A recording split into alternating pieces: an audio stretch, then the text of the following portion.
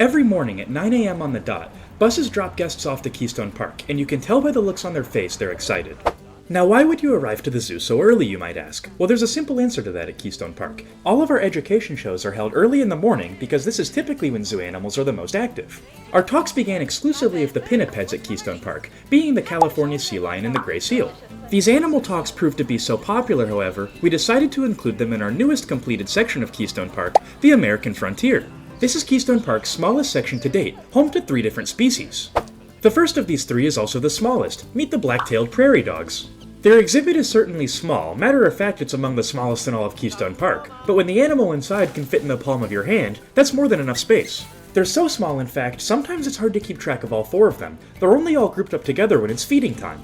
On your visit, we can't guarantee that you'll see the entire family at once. They love to pop in and out of their burrows and it's hard to keep track. In our next exhibit, however, we promise this won't be a problem. Interestingly enough, we travel from the smallest habitat at Keystone Park to the biggest. This is because this wide open grassland is home to 2 species, the American bison, as well as the pronghorn antelope. For being 2 completely different species, they get along exceptionally well, and this is because each animal's strength in the wild covers the other's weakness.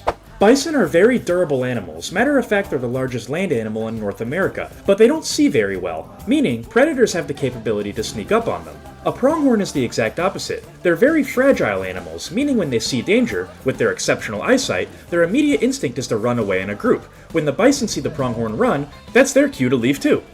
One of our female pronghorn, who has since been named Clover due to her outstanding luck, actually arrived at Keystone Park grievously injured.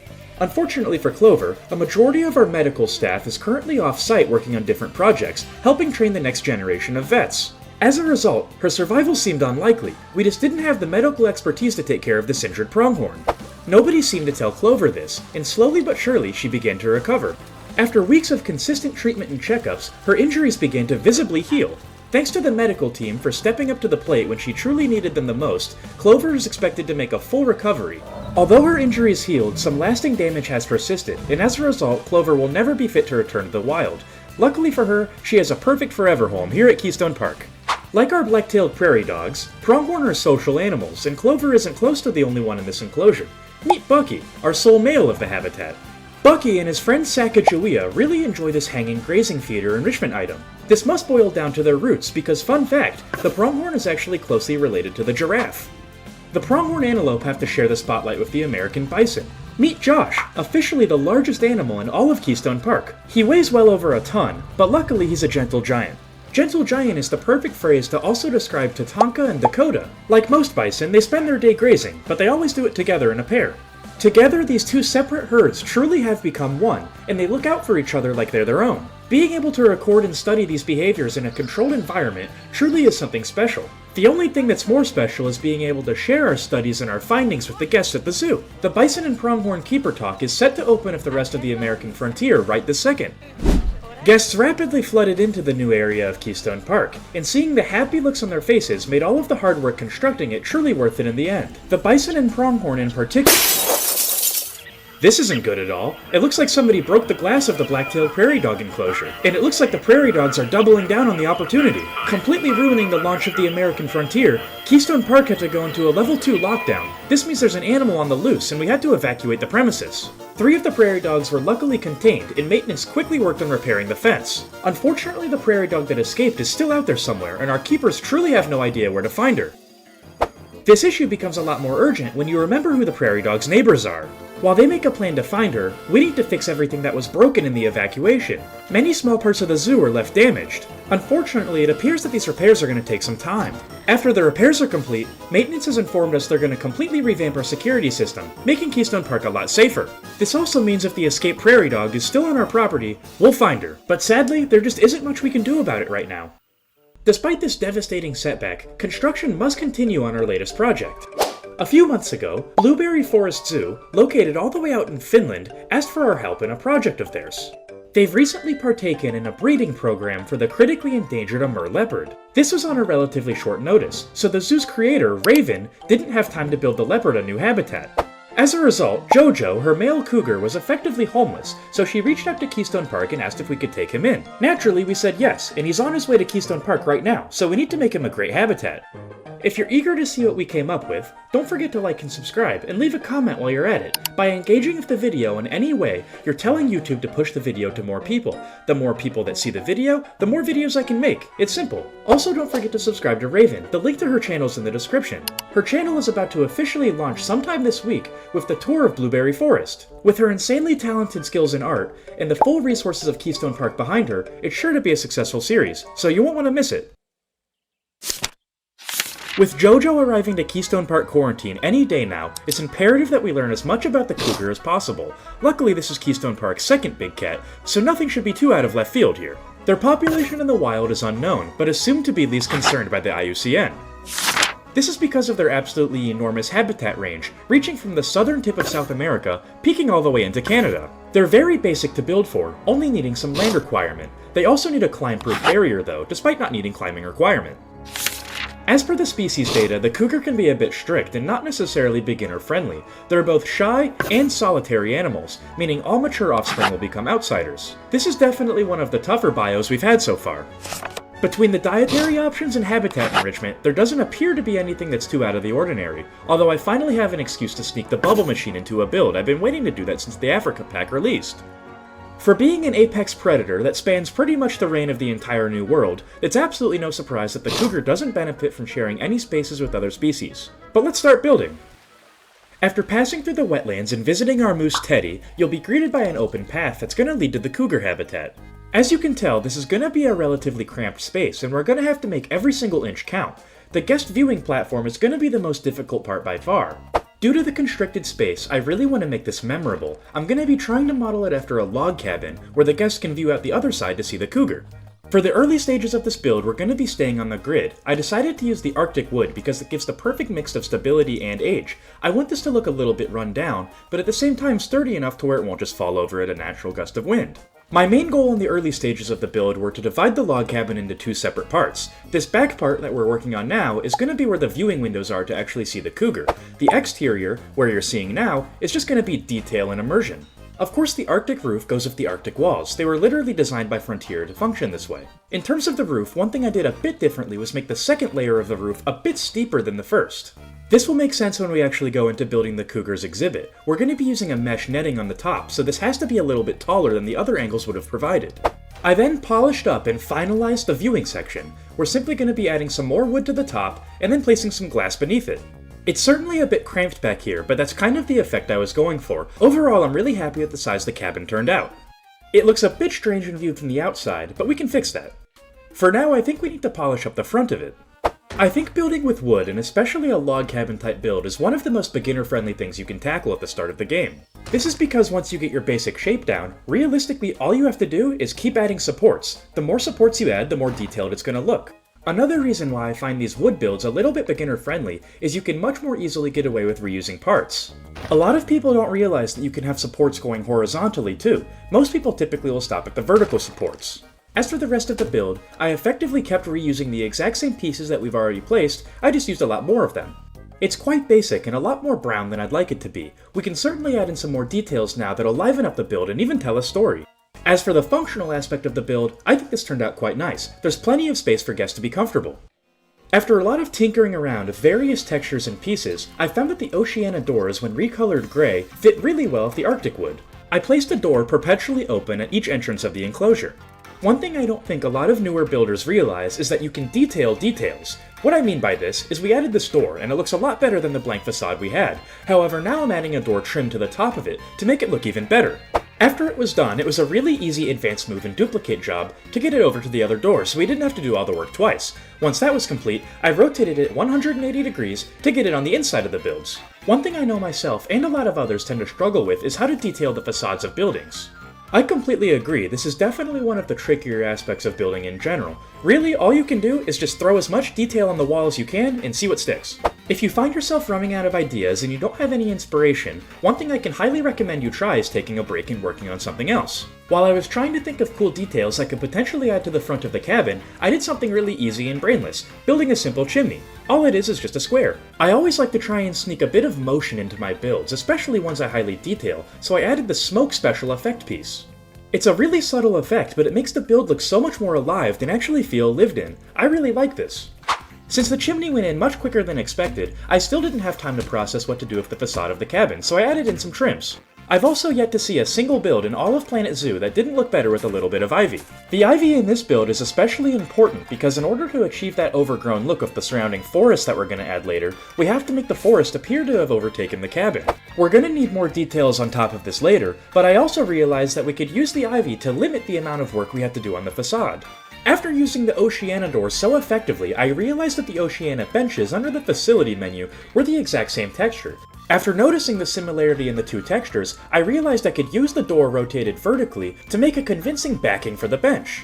I finally realized what I can do with the outer wall of the cabin when I remembered that the conservation pack exists. One of the very subjective cons of content creation is that it forces you to play the game slower. I can only build for about one animal per week, so a lot of the content that's come out to the game since launch I haven't experienced yet. Personally, I really enjoy this. It always keeps the game fresh, and there's always some new piece that I haven't used yet in a build.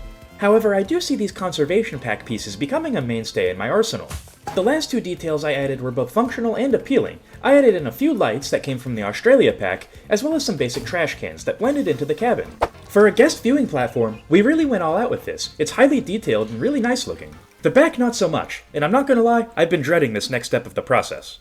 The reason we made the cabin at that weird angle at the top is because we needed it tall enough to connect to the mesh that we're gonna add. I want this enclosure to be fully concealed by it. In order to accomplish this, we're going to have a powerful support system, and thankfully somebody uploaded this excellent piece to the workshop to do just that.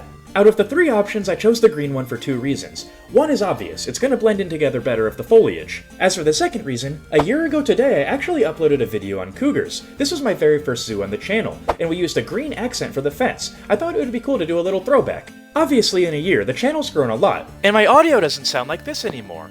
These support structures are where the build gets a little bit complicated. I had to tweak and rotate a piece about 30 degrees to make it make a little bit more sense later on. That's because right now we're simply making the framework and we'll add the rest of the mesh in later. I want this to appear to go up at about a 30-degree angle so the build gets even taller.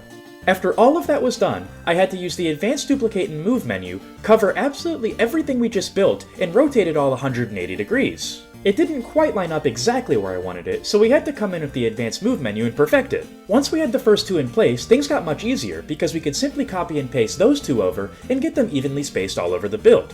This was certainly an advanced technique, but I'm really glad we pulled it off. However, I have a feeling that adding the mesh is going to be even tougher. This is going to take some time. What's important now is that we have the exact dimensions and outline of the habitat. We know precisely how big it's going to be, so we can easily plan some interior design. Obviously this build was going to be difficult, but there was one part of the mesh that I didn't think would be so challenging. The sides are just simple angles, all we have to do is connect the green pillars to the other green pillars. This certainly still wasn't easy compared to what we normally tackle because of the visibility of the mesh. You can only see it clearly when looking at certain angles. Eventually, after far too much trial and error, I finally got the mesh to hit the green poles exactly where I wanted it to. From here we just had to build up. To accomplish this, we simply used the Advanced Move and Duplicate feature to replicate exactly what we just made to the top of the green poles. Once one side was complete, realistically the rest were too. The problem is, now we have the hard part. Filling in squares of squares was simple geometry. Filling in triangles of squares, that's going to be a challenge. The main reason this was so difficult was because we had to move it on two of the axes. We had to make sure the z-axis was perfectly lined up with the middle portion, but then we had to make sure the angle going up was correct on the x-axis. After a whole lot more trial and error, I finally got the angle correct, and figured the easiest way to utilize this would be to use the Move Snap feature at 1 meter and follow the metal pole upwards to the apex. What made this a little bit more challenging is if you look closely at the metal pole, there's a small height increase right at the middle. That meant we have to mess around with the x-axis one more time. Once we got the midpoint height increase down though, it was again really easy to simply use 1 meter Move Snap to get it all the way to the top. Unfortunately, this is only halfway done, because we have to replicate everything we just did a second time. Luckily this is much easier. Because we duplicated over the metal pole, all we have to do is duplicate over the mesh. The poles are exactly identical, therefore the mesh needs to be identical as well. We had to make sure the mesh was lined up absolutely perfectly, otherwise the rest of the build wouldn't work, because we're going to be duplicating over this piece a lot.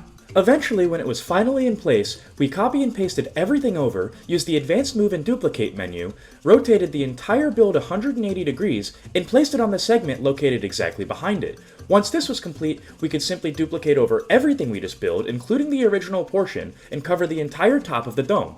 Overall, this was really difficult, and it took a lot of trial and error, but I'm actually quite happy with the end product. Believe me when I say a lot of footage was cut to get this dome to look exactly how it does. I'm especially proud of how it looks from the interior viewing windows, but let's actually get some stuff inside of the dome to make it look even better. Now we've left ourselves with a sizable interior that we can pretty much do whatever we want with. This can be a little bit overwhelming, so I think it'll be a little bit easier to start from the outside and work our way in. Despite not actually needing any climbing requirement, according to the Zoopedia, I still wanted to include a little climbing structure as sort of the centerpiece of the entire exhibit. By little, I truly meant little. I really didn't want to make this big at all, so to give the illusion that it's much bigger than it is, I made the ground around it a lot lower. Whenever working with climbing structures, be fully aware that you will never get it correct on the first try. We ended up scrapping a variety of designs.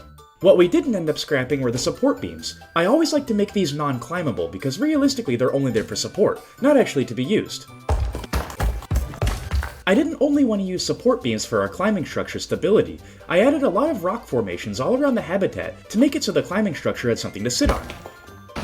As for the actual climbing structure itself, it's very basic. All we did was make two relatively sizable platforms. Once the platforms are laid out, we used the exact same 4-meter log we'd been using as support structures and connected the platforms together so the Cougar could get from one to another without having to jump. I think we did a stand-up job. It's really simple and basic, but that was the exact style we were going for.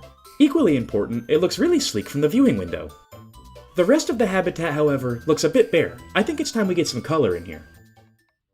Right now, the exhibit is only brown and gray, and to avoid the exhibit from only becoming brown, gray, and green, I decided to add some blue. Now that a few aspects of the habitat were firmly locked in place, I figured we could start detailing them. I started by cramming some bramble bushes into the rocks. This is one of my absolute favorite details because it looks a lot like the ivy, but it has a much more 3D and vibrant texture. Bramble bushes also come in a variety of shapes and sizes, meaning it's really easy to blend it into almost any surface. While sorting out my foliage palette, I realized something about the build made absolutely no sense. We had this large tarp, but no support structure in the middle, so I quickly fixed that. Normally in builds, I'll always place the trees last when working with foliage, however this exhibit is the exception. Because we're working on such limited space, the trees are actually going to have to go in first because there's not many places we can put them. Sadly, the build was just too short and there weren't enough places where we could fit in the scratching post tree enrichment item. I really wanted to add this close to the glass, but it just wouldn't look right. Normally in builds, your backdrop is called a tree line because there's a large layer of trees where you can really only see the canopy. However, in this build, since you're not really looking up very much, this is going to be more of a bush line that hides the back of the build from the rest of the zoo. Due to the mesh that we used being inherently see-through, which I don't regret at all, I think it looks quite nice, we have to make sure that the bushes obstruct the guest's view at eye level so they can't see straight through it and past anything that we don't want them to look at. These creosote bushes are quickly becoming one of my most used plants in the entire game. I also had a gut feeling that it wasn't pronounced creosote, and what do you know? The key to making any foliage look a little bit more natural and realistic is by using a variety of species. If you have one bush in a particular area, try using a different species right next to it and merge them together. Now that a majority of the bushes were in place, I did decide to come in and add a tree line behind them. I mention this step in pretty much every single video, and it's because I do it in every single habitat, and it's one of the more important steps I can possibly convey to newer players. Paint the grass precisely where you want to put more detailed plants later on.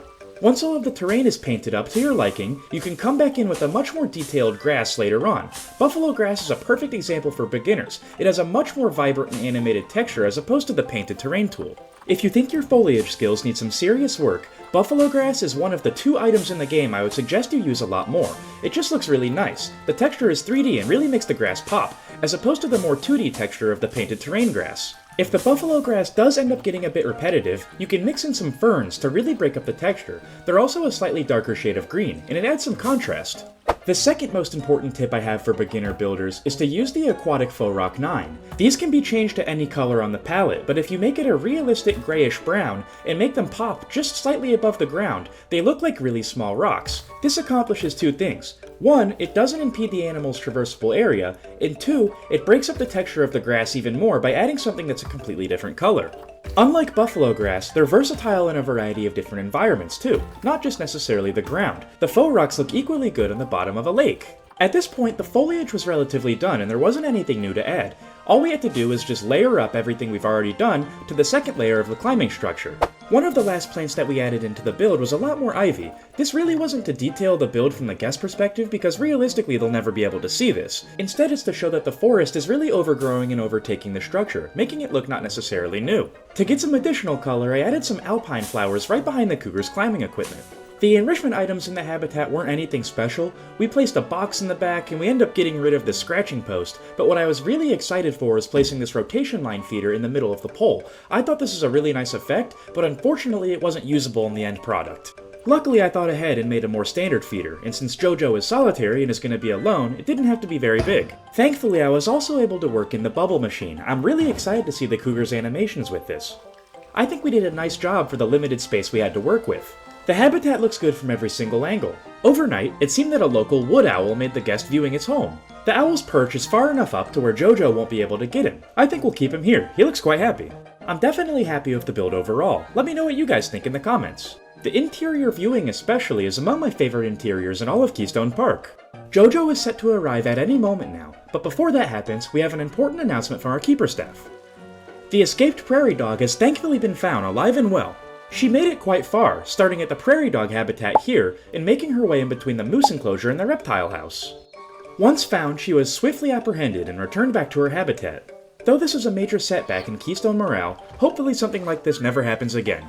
With the heightened security put in place, I highly doubt it will, and if it does, we'll find you.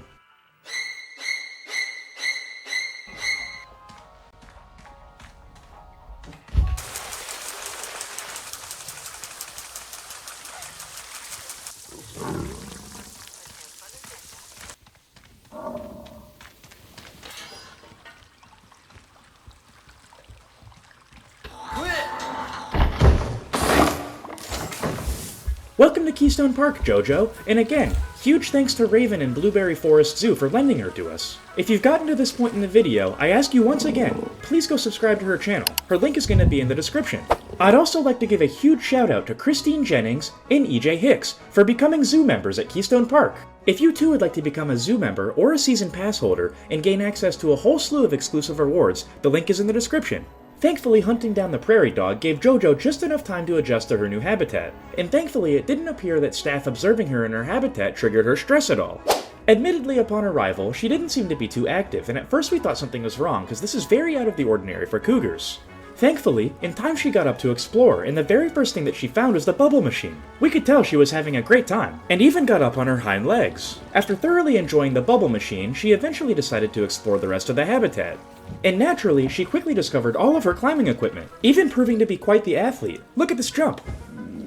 Despite being located at the back of Keystone Park, we're quite confident that Jojo is going to bring large crowds despite her small habitat. It's still plenty of territory for a solitary cougar, and really lush and vibrant as well. Watching animals interact with climbing equipment and enrichment items is so satisfying because you deliberately put it there, and watching them physically enjoy it truly is a special feeling. She spent hours on the climbing equipment upon first being introduced to her new habitat. And luckily, viewers at home, thanks to our habitat web cameras, are going to get a perfect shot of it. Eventually, even Jojo had enough of the climbing and had to settle down for a rest. This was a perfect time from our still exhausted staff to do a medical evaluation, and luckily, it seems that Jojo is perfectly healthy. One unusual quirk about Jojo is that unlike other cougars, she seems to be especially fond of the water. At the moment, we're unsure of specifically why this is the case. One thing that Jojo enjoys that's definitely common among most felines is playing with cardboard boxes. As Jojo receives her very first check-in by the North American rookie, I feel like now's a great time to wrap up today's episode. It's so weird to me to think that North America is done in Keystone Park. This is where the series started. We had a brief hiatus in the middle with South America, but this has been primarily the entire goal of the series. That's not to say Keystone Park is entirely finished. I still have a lot of plans for this zoo, and right now the complexity meter only sits at 46%. To see what plans I do have for the zoo, unfortunately you're going to have to wait until next Saturday. But feel free to leave your suggestions in the comments below, especially since in this episode I won't be taking any name suggestions. I'd love to hear what you guys would like to see in Keystone Park. Until then, I think we're going to call it for today. I hope you guys enjoyed today's episode, and if you did, please don't forget to like and subscribe. Kingpin out for now. I'll see you guys next week with another episode of Keystone Park. Thanks for watching.